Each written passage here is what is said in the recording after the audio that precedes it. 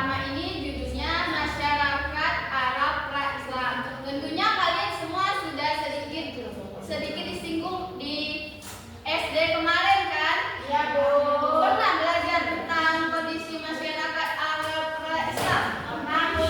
Nah, untuk di kelas 7 ini kita juga belajar tentang kondisi masyarakat Arab Pra-Islam. Tentunya bahasanya lebih luas lagi dari pembahasan yang di SD. Tujuan pembelajaran pada materi kita hari ini yaitu peserta didik mampu menganalisis kondisi geografis, sosial, ekonomi, kepercayaan, dan kebudayaan masyarakat Arab Pra-Islam. Nah, peserta didik juga diarahkan untuk mengambil ibrah atau pelajaran dari hal tersebut, menghindari perilaku negatif, serta memahami pentingnya Islam dalam mengubah peradaban. Sebelum itu, karena ada 4 elemen yang kita bahas di kondisi masyarakat Arab Pra-Islam ini. Yang pertama, ada kepercayaan masyarakat Arab sebelum Islam. Nah, masyarakat kota Mekah itu dulunya menganut ajaran tauhid yang dibawa oleh Nabi Ibrahim. Nah, di mana ajarannya itu mengajarkan bahwa untuk menyembah Allah Tuhan yang Maha Esa. Setelah itu dilanjutkan oleh anaknya Nabi Ibrahim. Siapa anaknya Nabi Ibrahim? Nabi Ismail alaihi salam. Nah, Nabi Ismail juga meneruskan ajaran Islam seperti ajaran dan kebudayaan yang masih terpelihara sampai sekarang, yaitu Ka'bah, makam Nabi Ibrahim, terus juga peristiwa kurban. Nah, tapi setelah wafatnya Nabi Ismail ini adanya pemudaran kepercayaan seperti itu. Bergantinya kepercayaan masyarakat Mekah pada saat itu. Nah, ketika Nabi Ismail ini wafat, memudarnya kepercayaan pada penduduk Mekah pada saat itu. Ini tuh terjadi karena satu pembesar di Mekah itu ada namanya Amir bin Lu'ay. Dia itu datang ke negeri Syam di Syria sana. Nah, ketika pergi ke negeri Syam itu, dia melihat masyarakat di sana itu beribadah itu tidak seperti pada masyarakat Mekah.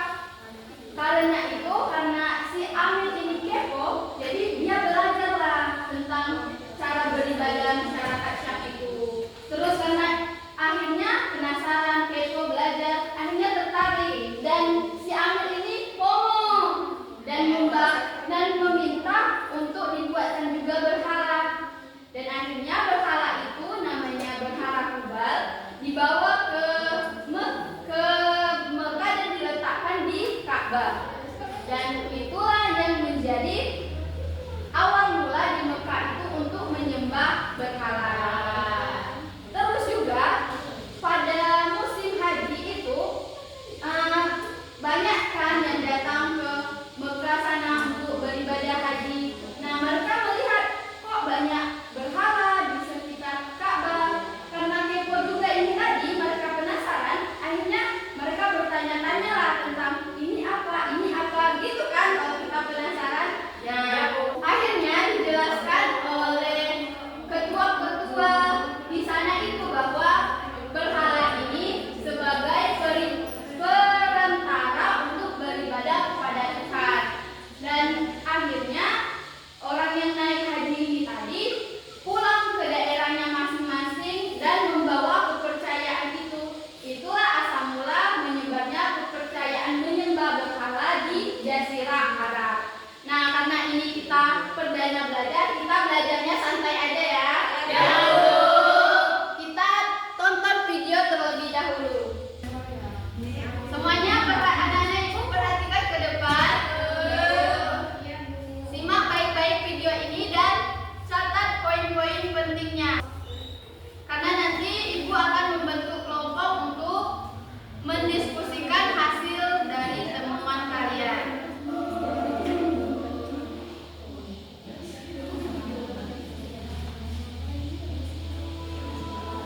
Assalamualaikum warahmatullahi wabarakatuh dan memiliki otoritas yang lebih. Selain itu, pada zaman jahiliyah, kita tanam doa. Kondisi masyarakat Arab sebelum Islam sangat buruk dan belum memiliki tatanan kehidupan sosial yang teratur. Pertama, kondisi sosial masyarakat Mekah sebelum Islam. Mereka menempatkan perempuan pada kedudukan yang sangat rendah. Perempuan dipaksa mengumpul anak-anak perempuan mereka secara hidup-hidup. Mereka merasa terhina dan malu memiliki anak perempuan dan marah bila istrinya melahirkan anak perempuan. Bangsa Arab memiliki mata pencaharian bidang perdagangan, pertanian, dan peternakan. Adapun masyarakat selain pertanian, mayoritas mereka memilih perniagaan sebagai mata pencaharian. Khusus mengaruhi politik Arab, yaitu Kekaisaran Nasrani Bizantium, Kekaisaran Persia yang memeluk agama Zoroaster, serta dinasti Himyar yang berkuasa di Arab bagian selatan. Kekuasaannya terbentang dari Irak dan Mesopotamia hingga pedalaman timur Iran serta Afghanistan. Oke, itu telah video dan tentang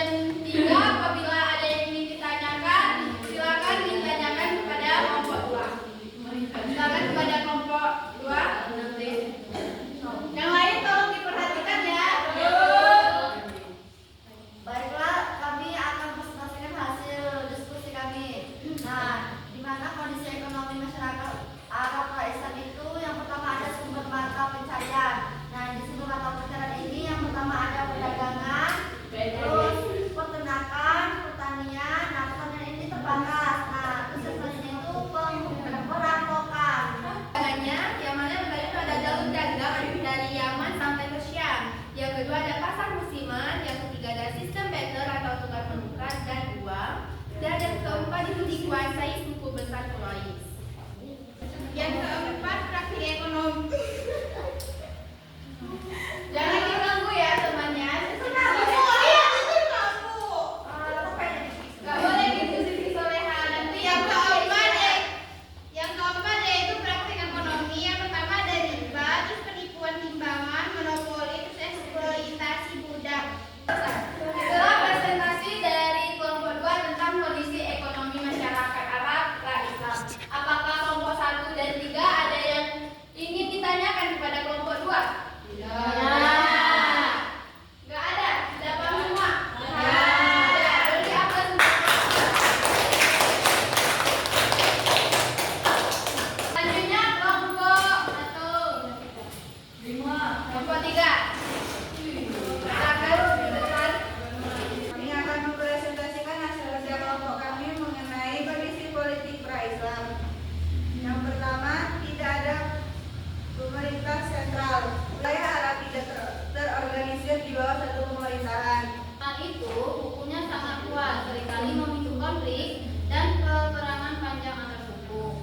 Pimpinan tertinggi dipimpin oleh Syekh berdasarkan usia, keberanian, dan kekayaan. Daerah setiap suku memiliki aturan dan hukum sendiri menyebabkan situasi politik tidak stabil. Oke, sudah kondisi politik masyarakat Arab pra-Islam. Kelompok 1 ya, Siti Soleha. Jauh ya, silakan. Tadi kan ada pemerintahan tidak sentral. Nah, itu sendiri bagaimana penyebabnya? Ya, pada kelompok 2 mana? Pemerintahan tidak sentral itu maksudnya pemerintahan itu yang tidak dipimpin oleh satu pemimpin. Kalau kita kan sentral dibilang satu presiden. Nah, kalau di sini itu dipecah menjadi beberapa suku. Kalau suku A itu pemimpinnya ini, suku B ini pemimpinnya, jadi terpecah-pecah, jadi tidak bisa terorganisir menjadi satu, makanya tidak sentral. Benar sekali. Sudah paham, Siti Soleha? Yang lain sudah paham? Oke, kembali ke tempatnya. Bagus sekali, kelompok 3. Selanjutnya, kelompok 1 silakan presentasikan hasilnya. Teman-teman, ini hasil kerja dari kelompok kami. Di sini kami mendapatkan materi kondisi sosial masyarakat Arab pra-Islam. Yang pertama yaitu struktur masyarakatnya yaitu sistem kabilah. Yang kedua loyalitas buta dan pembagian kelas. Pembagian kelas di sini maksudnya seperti sistem kasta. Kemudian yang kedua ada kedudukan perempuan. Yang pertama itu derajat rendah, mata pencarian, suku Badui, nomaden dan suku Hadari menetap. Nah, itulah presentasi dari kelompok kami. Kembali ke Ibu. Oke, itulah presentasi tentang kondisi sosial masyarakat Arab pra-Islam. Apakah kelompok 2 dan 3 ada yang ingin ditanyakan kepada kelompok 1? Tidak, Bu. Ada kelompok 3 ingin bertanya, silakan. Ada yang ingin bertanya kepada kelompok 1. Nah, pertanyaan saya itu, kenapa kondisi pencarian ekonomi mereka itu disebut dengan nomaden? Baik, terima kasih kepada Saneli. Kenapa dia nomaden? Karena dia itu masih berpindah-pindah ketika mencari mata pencaharian tidak menetap. Tuh. Oke, sudah paham? Jadi itu kenapa suku Baduy itu disebut dengan suku nomaden? Karena kelompok masyarakat di gunung itu berpindah-pindah. Karena dia juga mengembalakan seperti peternakan itu. Nah, karena itu mereka di suku nomaden itu kelompok masyarakat yang berpindah-pindah yang tidak menetap pada satu tempat. Ya. Bisa dipahami? Kelompok 3? Yang lain paham? Oke, beri aplaus untuk kelompok 1. Nah, karena selesai presentasi, pikiran kita sudah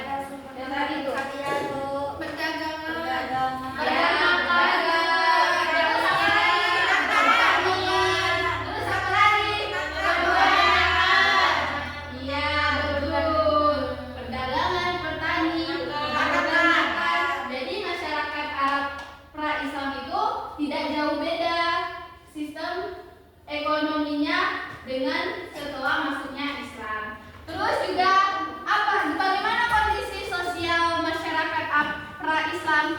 Ibu, jadi kondisi sosial masyarakat itu dia tuh derajat perempuan itu sama rendah Bu, mereka diinjak-injak. Siapa yang melahirkan bayi perempuan itu akan dibunuh. Iya. Juga ini Bu, poligami itu tidak terbatas Bu. Benar. Kemudian kasta Bu. ya masih sistem kasta yang dimana mereka itu mempunyai pembagian kelas, misalnya kasta ada kasta paling dari rendah ke kasta tertinggi Bu. Nah, benar sekali. Jadi kondisi sosial masyarakat Arab pra-Islam itu sangat-sangat tidak wow. Karena pada saat itu mereka itu masih menganut sistem kasta. Jadi yang berkuasa makin berkuasa, yang di bawah makin tertindas. Begitulah sebelum masuknya Islam. Terus juga pada saat itu perempuan itu, anak-anak perempuan itu dibunuh, tidak diinginkan gitu. Sangat rendah harga diri perempuan pada saat itu. Terus bagaimana kondisi politik masyarakat Arab pra-Islam pada saat itu? Politik tadi pemerintahannya sentral, terus yang fanatisme, terus pemimpinannya itu sheikh atau yang berdasarkan kekuatannya, harta dan keberanian mereka. Ya benar sekali. Jadi politiknya itu pada masyarakat pra-Islam pada saat itu pemimpinnya itu dipilih berdasarkan ekonomi kastanya dan hartanya. Nggak seperti sekarang sistemnya itu demokrat. Jadi dulu itu yang dijadikan sebagai pemimpin itu yang berkuasa. Nah, karena semuanya sudah paham, jadi ibu akan tutup pembelajaran kita pada hari ini. Sebelum kita keluar istirahat, kita berdoa terlebih dahulu ya. Ya Bu. Silakan sekarang dipimpin oleh Sebda. Baiklah, untuk kita masuk pada pelajaran hari ini, selanjutnya kita berdoa mulai.